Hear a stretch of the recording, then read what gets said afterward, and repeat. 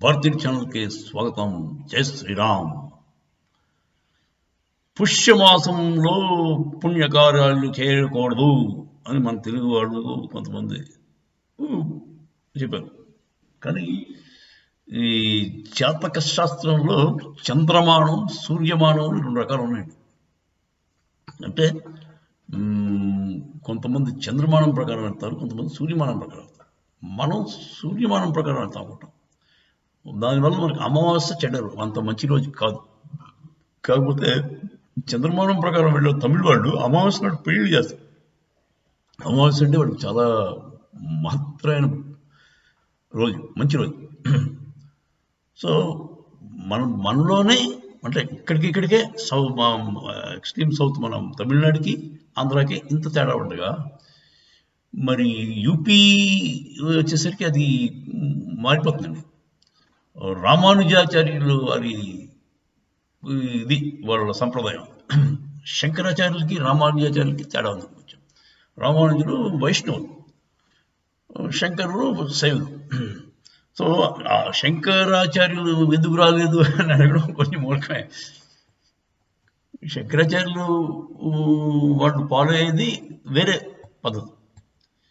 కొన్ని మీకు తెలుసలేదు, మన వైష్ణవులైతే శివ పూజ చేయడానికి ఒప్పుకోరండి. అది తప్పది యాక్చువల్గా. వాళ్ళు వైష్ణవులు శివుణ్ణి ఆల్మోస్ట్ ద్వేషిస్తారు. అంటే అమ్మవారు పార్వతీదేవి మాత్రం వాళ్ళకి కావాలి, వాళ్ళు ఎందుకంటే విష్ణుమూర్తి చెల్లెలాడు. కాకపోతే శివుడు మాత్రం వద్దట. సరే, అది పక్కన పెట్టు. అవన్నీ మన కొంచెం మూఢాచారాలే అనొచ్చు. కాకపోతే అదైతే ఉండేది ఇప్పుడు మనదాకా. సో పుష్యమాసం వాళ్ళకి దోషభూరితం కాదు. ఎక్కడ? నార్త్లో. అదొకటి. శంకరాచార్యులు ఏం చెప్పారు అనేది కూడా మనం అందరు శంకరాచార్యులు చెడ్డగా చెప్పలేదు, ఒక్కతనే ఎక్కువగా చెప్పాడు. అవిముక్తేశానంద అతను అవుట్ అండ్ అవుట్ కాంగ్రెస్ మనిషి. అతను కాశీలో ఉంటాడు, బద్రీ పెట్టమంటాడు కానీ కాశీలో ఉంటాడు. ఎందుకంటే అతనికి కోర్టు వాళ్ళు ఆయన శంకరాచార్య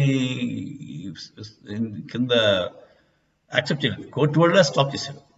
దాంతో అతను బద్రీ పీఠంలో ఉన్నాడు, ఇక్కడ ఉంటాడు. పైగా మోదీ గారికి ఎగెన్స్ట్గా క్యాంపెయిన్ చేశాడు.